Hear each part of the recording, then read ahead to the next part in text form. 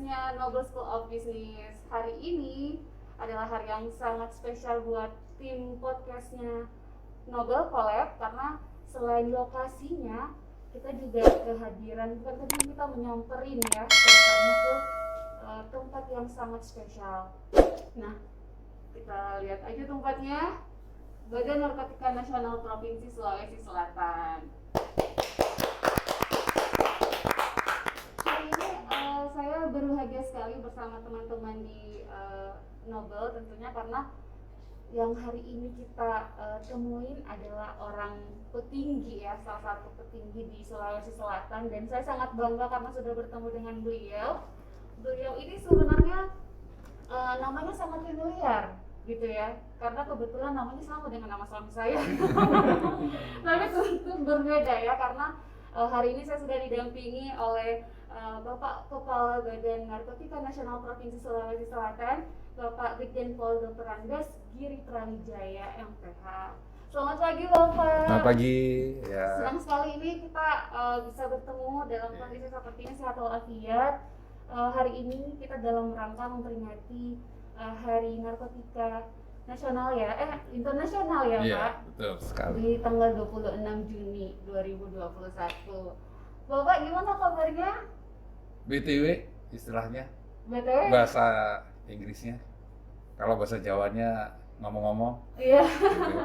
Sebelum kita mulai, kan kita sudah prokes nih, terus saya mengusulkan aja. Iya. Terus juga sudah divaksin 2 kali. Gimana kalau kita buka aja biar kita? Oh iya boleh. Karena boleh. ini kayaknya masing-masing wajah kita tinggal 30% kan. Iya. Ini nggak kenal ya. Jadi kita Gimana izin kalau dulu kita- buka ya. Tapi udah prokes. Ini nggak ada orang juga, cuman kita aja berdua ya, kan dan sama. sudah jaga jarak dan tim ya. Kebetulan Tim. memang dari tim Noble juga sudah vaksin 2 kali ya. Kita ikut vaksin bersama. Timnya juga hanya 1 orang. Kan? Izin dulu. Baik. Pak, kita lagi mau ngobrol-ngobrol tentang HANI, Hari Anti Narkoba Internasional. Iya. Narkotika. Narkotika Internasional. Kira-kira bagaimana sih persiapan teman-teman dalam menyambut Hari Anti Narkotika Internasional ini?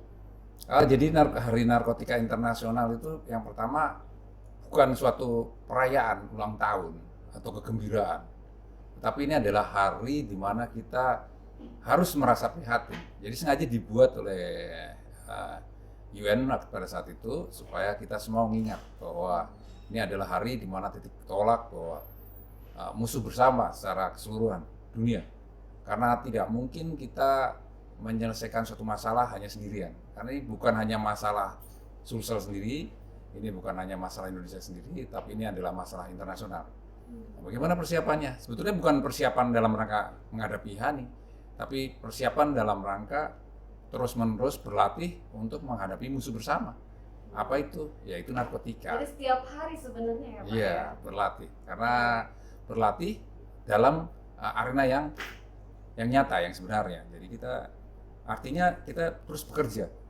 Ketika kita bekerja dengan sungguh-sungguh, apa yang kita rencanakan dan kemudian kita eksekusi, yaitu persiapan. Dan kemudian itu adalah suatu pekerjaan yang harus kita kerjakan supaya kita bisa menghancurkan narkoba. Jadi sebenarnya HANI itu untuk membuat masyarakat lebih aware lagi bahwa ternyata narkoba ini masih ada di sekitar kita. Yeah. Salah satu mungkin upayanya yang ada di baju-baju sekolah itu, yang anak SD, SMP, SMA-nya ada labelnya gitu. Waktu zaman saya nggak ada sih Pak. Iya, memang. Kalau zaman saya sudah ada. Iya benar Pak. Iya, Pak. Labelin juga di baju. Enggak, karena kalau saya bilang zaman saya belum ada, ketahuan nanti sudah tua. Berarti saya lebih tua dari Bapak dong. Iya nggak tahu ya. Saya cuma bilang mungkin ini dulu ya, kalau saya baru kemarin gitu loh. Jadi Salah satu bentuk upaya dari. iya, jadi gini ya. Orang jual narkoba, memang ada banyak teori. Ada yang bilang mau menghancurkan negara, memang betul. Tetapi yang kami lihat dalam skala dekat, artinya kan ada orang meneropong dari teropong yang panjang jarak jauh, ada yang meneropong dari jarak dekat. Ya, kebetulan yang kami lihat dalam jarak dekat adalah rata-rata pedagang narkoba itu cari duit, cari untung gitu. Dan itu keuntungannya memang luar biasa. Ini bukan promosi bukan. Gitu. Nah, sehingga bagaimana untuk menghancurkannya itu? Nah, saya berterima kasih kepada Sekolah Tinggi Ilmu Ekonomi Nobel Indonesia. Kalau secara umum itu mungkin di Nobel sudah bukan asing lagi lah kalau saya menyampaikan ini. Mohon maaf ini walaupun pendengarnya nanti orang-orang ekonom, saya pura-pura tahu aja tentang ekonomi biar kelihatan tahu gitu. Jadi demand supply itu kan berpengaruh sekali. Ketika demand-nya dan supply-nya tidak terjadi keseimbangan, maka yang terjadi adalah harga tinggi. Dan ketika harga tinggi, maka orang akan semakin mencari dan kemudian menjual. Dan itu tidak mungkin dilakukan menurunkan harga dengan operasi pasar. Operasi pasar itu untuk sembako. Tapi untuk narkoba, kita berusaha untuk membelinya dikurangi. Bagaimana caranya? Ya kita harus mendidik dan menginformasikan terus-menerus kepada masyarakat, kepada semua kalangan, supaya demand supply itu jadi seimbang. Ketika demand supply itu menjadi seimbang dan bahkan sehingga diharapkan harga itu hancur. Kalau tidak ada pembeli, harga itu hancur dan kemudian di negara lain harganya semakin tinggi, maka kita harapkan narkoba itu bukan hanya masuk, kita nggak usah hanya sekedar melarang, justru malah pergi. Nah, saya berharap kepada seluruh stakeholder, termasuk juga kepada Sekolah Tinggi Ilmu Ekonomi Nobel Indonesia. Saya percaya di sana orang-orangnya sudah bersinar, bersih dari narkoba. Tetapi apakah itu cukup? Saya kira harus ada sedikit plusnya. Apa tuh plusnya? Ayo sama-sama mengkampanyekan bahwa narkoba itu nggak keren gitu. Narkoba itu sebel, jijik, ya, sehingga biarlah yang sudah pakai terlanjur terpapar, kita rehabilitasi. Yang belum terpapar, kita edukasi. Dan terus mengkampanyekan. Dan ini dilakukan juga sama lawan kita, sama bandar. Seolah narkoba itu dalam tanda kutip, bla bla bla bla bla bla. Nah, kita harus sama-sama. Mereka melakukan propaganda, kita menyampaikan suatu kebenaran. Dan saya percaya ketika kita semua menyampaikan suatu kebenaran, kebenaran itu akan membela dirinya. Benar ya Pak. Jadi salah satu upayanya itu memang ada edukasi dini kepada generasi muda gitu ya. Salah satu mungkin dengan label yang ada di baju seragam itu akan selalu diingat sama mereka bahwa kita perangi narkoba gitu ya, salah satunya. Pak, apalagi yang baru-baru ini kan kita dapat berita ya kalau salah satu artis juga terjerat lagi, didapat lagi kasus seperti ini. Oknum ya. Oknum. Karena dulu saya ingin jadi artis, tapi banyak yang saya pikirannya seperti itu. Ternyata setelah saya masuk dalam dunia seperti sekarang ini, itu hanya oknum aja. Tidak semuanya, hanya orang beberapa oknum saya. Seperti oknum tempat lain. Mohon maaf nih, saya bukan media, tidak pura-pura tahu aja. Ya itu kan sebenarnya kalau berangkat dari narkoba sendiri, sebenarnya itu penggunaan obat dalam lingkungan medis sebenarnya Pak. Jadi sebenarnya obat itu dipakai untuk kesehatan, tapi banyak disalahgunakan gitu. Nah, apa sih kira-kira yang menyebabkan orang tuh berpikir bahwa dengan menggunakan narkoba tuh kayaknya saya bisa survive, saya bisa lebih happy gitu.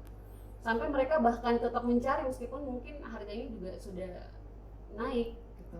Jadi sudah mahal. Kemarin Ustadz Dasar dari Sulsel itu, saya minta untuk menyampaikan kepada kami dan kemudian kepada masyarakat dalam cuplikannya, sampaikan begini. Mereka juga melakukan, pertama-tama mereka membohongi kita, gitu kata dia. Dikasihnya gratis. Oh iya. Tapi setelah terjerat, kemudian baru disuruh bayar. Dan kalau kalian sudah beleng-beleng, mati Miko, dia bilang gitu dalam omongannya itu. Cukup bagus juga. Tapi saya mau sampaikan di sini bahwa inilah yang dilakukan sama mereka. Mereka juga melakukan propaganda, melakukan memasukkan image dalam alam sadar kita. Kalau dalam ilmu komunikasi, ketika terus-menerus disampaikan pesan, meskipun itu pesan itu bohong, maka akan terjadi noise.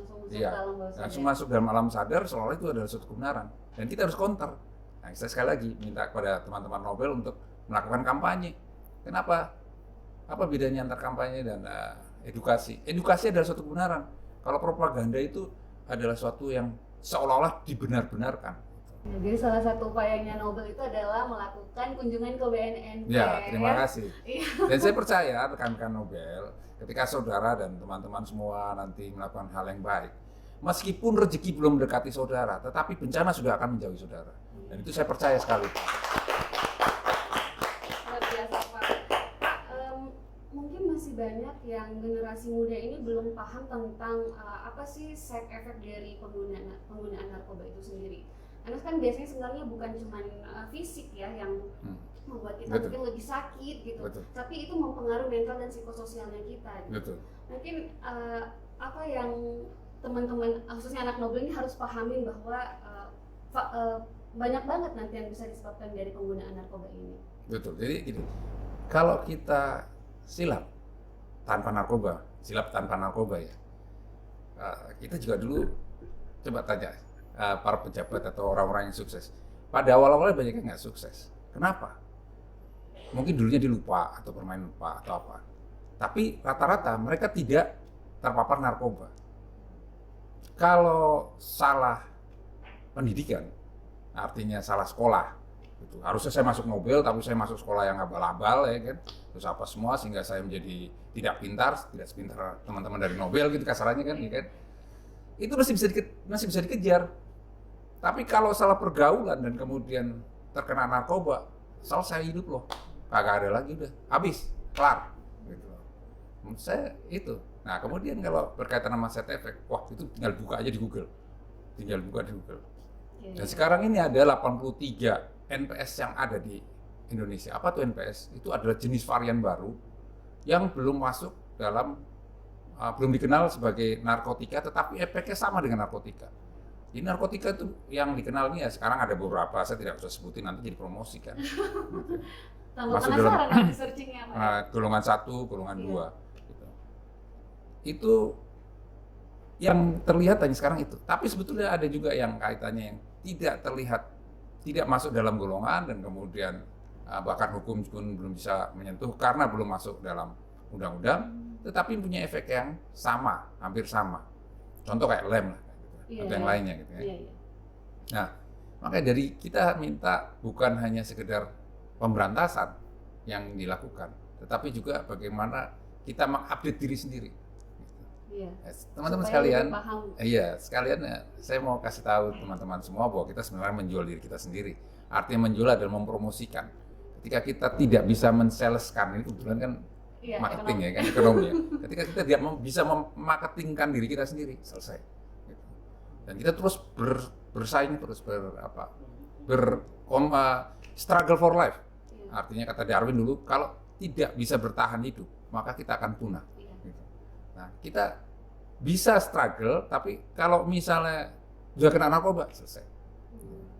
Jadi bohong itu kalau misalnya bilang, ya mungkin pada awalnya kayak gitu bisa, tapi adaptasi badan, terus kemudian dia akan meminta terus. Suksesnya itu apa? Mati. Tadinya hanya pakai kalau skala 1 sampai 5, 1, oke. Ternyata habis itu dia 1 menjadi kurang, menjadi 2, menjadi 3, terus naik. Begitu 5, dead. Jadi nggak main-main banget nih kalau dengan yang namanya narkoba nih ya, karena ya ujung-ujungnya nanti ke situ, cepat mati. Pak, itu kan punya golongan masing-masing ya Pak. Jadi ada narkotika, psikotropika, dan zat berbahaya lainnya. Nah, zat berbahaya lainnya ini kan termasuk dalamnya alkohol. Nah, itu gimana menyikapi tentang alkohol ya? Maksudnya di masyarakat itu banyak juga alkohol yang masih diperjualbelikan gitu. Di mana batasannya alkohol ini dianggap sebagai melanggar undang-undang dan harus disikapi gitu. Sebetulnya tidak semua alkohol juga jelek. Tetapi yang kita ceritakan di sini adalah alkohol yang salah penggunaannya dan salah perizinannya. Beberapa yang kami tangkap dari rekan-rekan di rehabilitasi yang keluar, rata-rata mereka awalnya itu terpapar rokok dulu, kemudian setelah itu alkohol, itu meningkat terus. Habis itu ada tanaman, habis itu macam-macam, saya nggak usah sebutin ya kan. Gitu. Padahal udah jelas di situ. Saya juga kadang-kadang berdebat sama ini, Pak, ini kan nggak ada dalilnya. Dalilnya merokok itu haram. Memang tidak ada, gitu. Tapi jelas di situ lah tertulis merokok dapat menyebabkan kanker, serangan jantung, hipotensi, gangguan kehamilan dan janin. Terus berkembang, apa itu kanker, apa itu? Itu nanti dokter lah yang menyampaikan gitu. Tapi ketika kita sudah clear sama badan kita, artinya kita tidak mencoba rokok, kita tidak mencoba alkohol, maka yang lain tidak akan mencoba juga.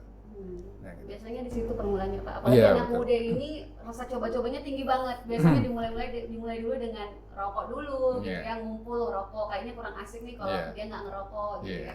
Kemudian berkumpul lagi ke komunitas yang lebih besar, minum, gitu. Nanti jadi kayak ini dong, jadi kayak apa? Kalau kita lawak-lawakan gitu kan, ya, masa mau membuktikan bahwa satu itu kotoran, terus kita harus mencium dulu. Setelah kita cium baru, oh iya benar kotoran. Itu bukan seperti itu kan. Jadi nggak perlu untuk mencoba. Guru sudah jelas, pengalaman itu bukan hanya kita mengalami, pengalaman itu adalah orang lain juga melakukan, kemudian kita mempelajari orang lain, itu juga pengalaman juga. Gitu. Iya benar Pak. Sasaran empuk sebenarnya itu untuk anak-anak muda yang mungkin punya masalah keluarga kali ya Pak. Maksudnya gampangnya untuk bisa mencoba itu karena mungkin tetap ada pengaruh dari latar belakang keluarga. Iya, jadi waktu itu, iya Pak? Gini, Boy Marjono itu menyampaikan dalam teorinya kriminologi. Ini kan teman-teman sekalian saya kasih edukasi, Pak. Jadi kejahatan itu dianggap bisa turun dalam bukunya itu apabila edukasinya diperkuat. Jadi knowledge-nya diperkuat. Gitu. Dia sampaikan begitu. Tapi nyatanya banyak orang-orang pintar juga yang terlibat dalam suatu kejahatan. Dan pemakai narkoba juga ada beberapa dari latar belakang dokter, oknum, semua oknum ada lah. Gitu. Terus kemudian dengan efek jerah, ini beberapa orang yang latar belakangnya seperti kami dan kemudian latar belakang hukum apa semua, kita tingkatkan efek jerah atau orang-orang teman-teman keras. Gitu. Ya karena mereka ngomong gitu karena keluarganya belum ada yang terpapar. Kalau ada yang terpapar rehab aja Pak, gitu kan. Kasihan Pak gitu. Tapi nyatanya apa? Nyatanya sampai saat ini kalau kita lihat negara tetangga kita, di mana presidennya begitu kuat, terus melakukan tiap hari melakukan apa? Bukan edukasi, bahkan melakukan tindakan keras gitu ya dari negara tetangga. Tapi nyatanya kan sampai 1000-an lebih. Apa artinya? Kalau dia efektif, dia tidak sampai 1000-an.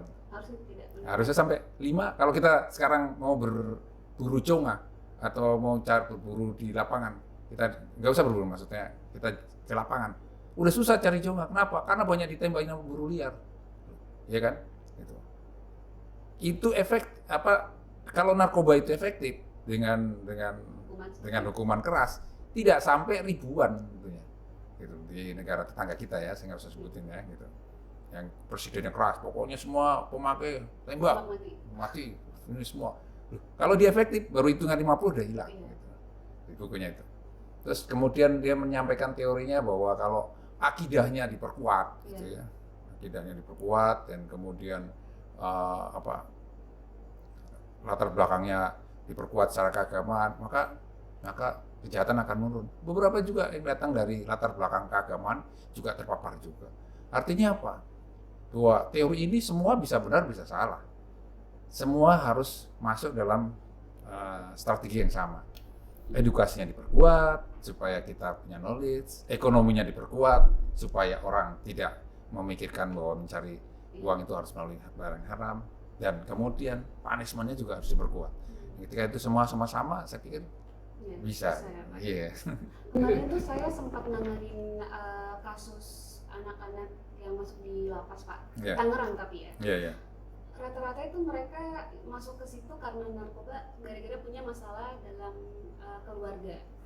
Biasanya mereka ini yang lebih gampang terpapar karena punya emosi yang sangat labil, kemudian punya background masalah keluarga, jadi itu yang mempermudah.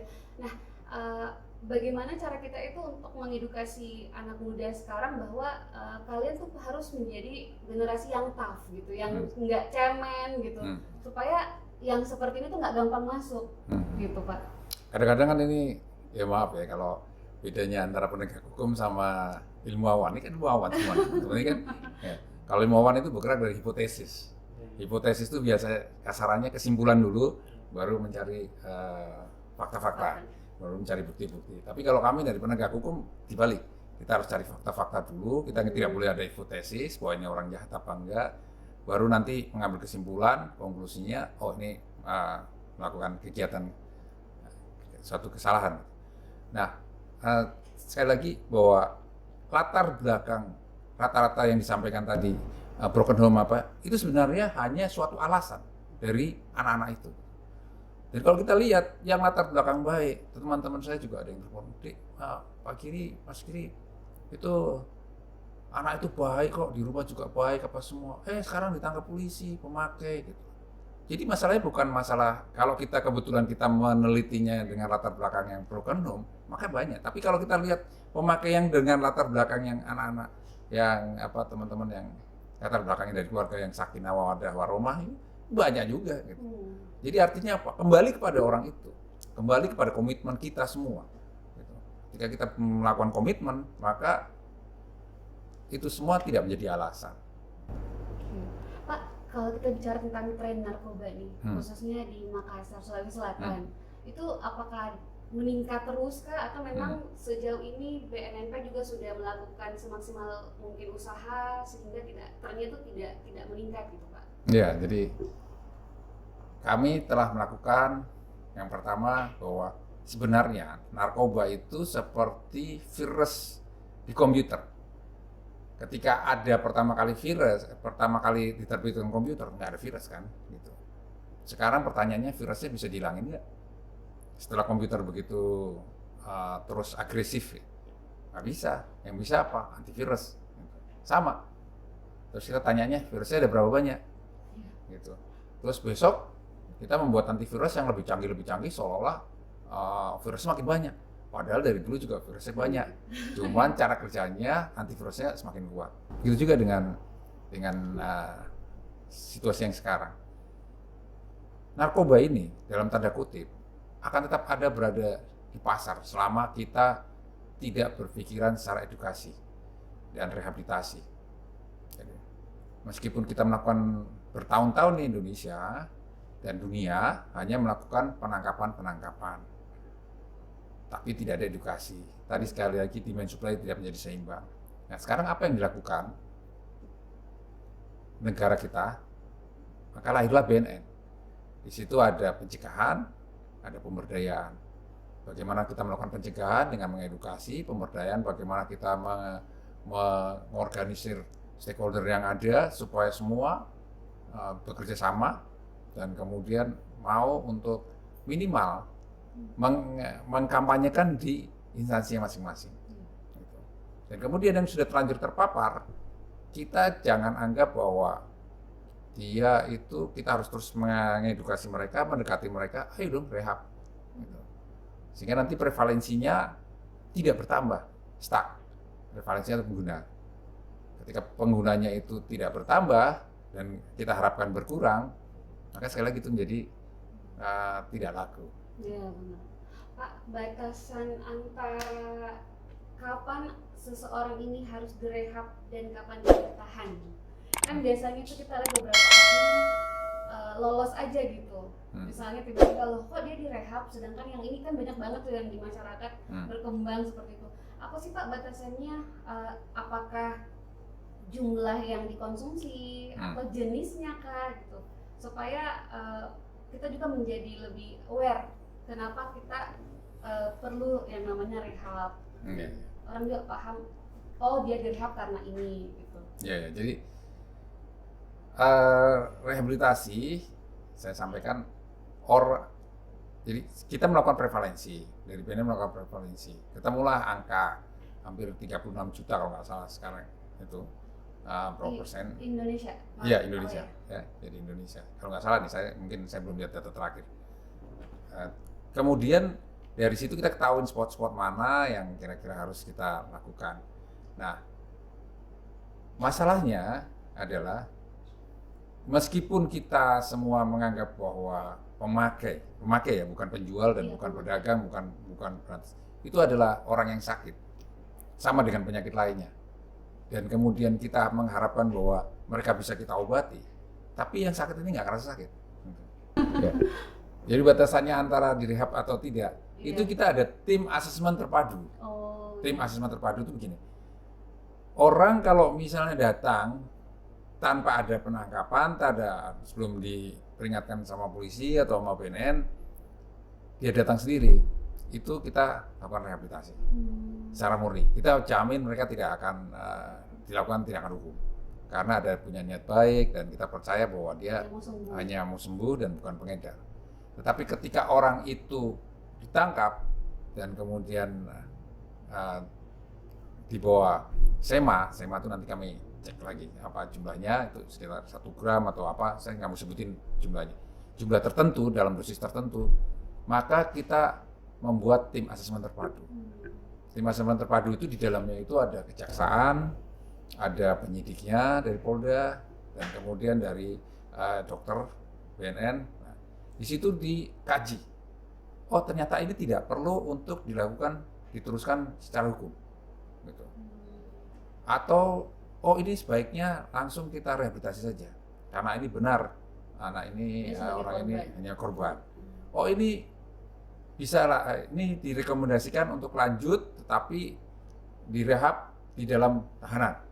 Nah seperti itu. Jadi ada timnya. Ini macam-macam ya Pak, tergantung nanti dari hasil asesmennya. Iya. Jadi nggak langsung nge-plot orang, oh ini masuk ke sini, gitu. Ini harus yang direhab. Iya. Biasanya rumor yang beredar katanya kalau duitnya banyak langsung direhab gitu. Iya. Ya tergantung misalnya apakah dia sebagai korban atau dia sebagai pengedar, Iya. atau pengguna yang sekaligus pengedar. Iya, betul sekali. Pak, kira-kira itu kan tadi kita bicara tentang tantangannya BNN bagaimana mengedukasi masyarakat khususnya anak muda. Kalau Bapak lihat di masyarakat kita ini, anak muda ini punya tantangan seperti apa sih dalam memerangi narkoba itu sendiri? Image. Tantangan anak muda untuk memerangi narkoba itu image. Jadi anak muda harus terus disampaikan. Ini sekali lagi sasarannya itu kebetulan kita bicara dengan Sekolah Tinggi Ilmu Ekonomi Nobel Indonesia, maka kita bicara anak muda. Sebetulnya lawan itu, narkotika itu, bandar itu, sasarannya bukan hanya anak muda. Dia antara strata atas, strata tengah, strata bawah. Strata bawah dipakai oleh mereka untuk dijadikan pedagang dan kurir, gitu. Strata atas sebagai konsumtif. Usianya bervariasi, tetapi rata-rata yang kita tahu, yang biasa suka masih ingin emosinya tinggi dan kemudian ingin serba tahu, anak muda, gitu. Nah terus kemudian kita sampaikan gimana sih caranya bahwa supaya anak muda tidak terkena gitu ya. Itu tadi image tantangannya bagaimana kita terus bersama-sama melakukan kampanye supaya image-nya menjadi berubah. Dan kemudian kita mengadakan terus BNN melakukan bekerjasama dengan sekolah-sekolah, membuat agent-agent, membuat duta-duta narkoba, dan kita berharapkan besi menajamkan besi. Artinya apa? Ketika besi menajamkan besi, maka anak sekolah saling mengasah untuk menyampaikan bahwa narkoba itu haram. Ini pertanyaan terakhir. Maaf, terbaru aja. Kalau terakhir, besok kita nggak ketemu lagi, dan kemudian kita pergi dari dunia ini. Kira-kira dalam rangka menyambut hari, nggak boleh menyambut bilangnya ya, dalam hari rangka keprihatinan. Keprihatinan. Hari keprihatinan internasional. Harapan Bapak kepada generasi anak muda ini seperti apa, Pak? Ayo dong, sama-sama. Ini bukan tugasnya om-om saja di sini. Akhirnya ngaku ya, Om? Om. Kalau nggak semas, bapak-bapak juragan. Ya. Bukan hanya tugasnya BNN saja. Bukan hanya tugasnya Polri saja.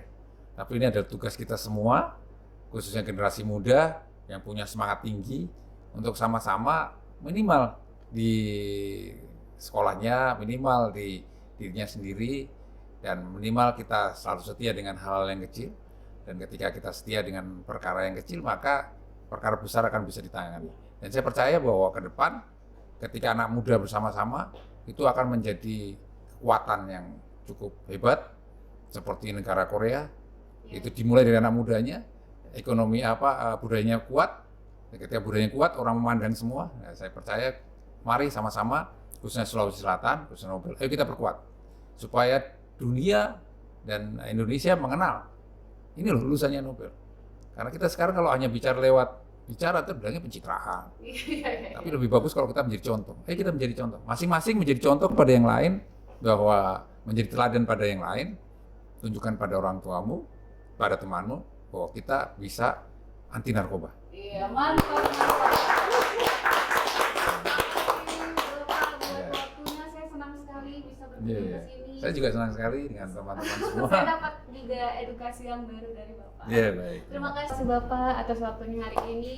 Terima kasih juga buat yang sudah nonton, dan jangan lupa tanggal 26 Juni 2021, yuk kita sama-sama perangin narkoba. Dan tak lupa pula kita ucapin makasih banget buat Brocil yang sudah sponsori kita hari ini. Teman-teman jangan lupa juga ikutin podcast kita, stay tune di Nobel School of Business di collab podcastnya Nobel. War on Drug. Oh iya, kita harus balik lagi pakai ini ya Pak, Iya. nerapin lagi podcastnya ya.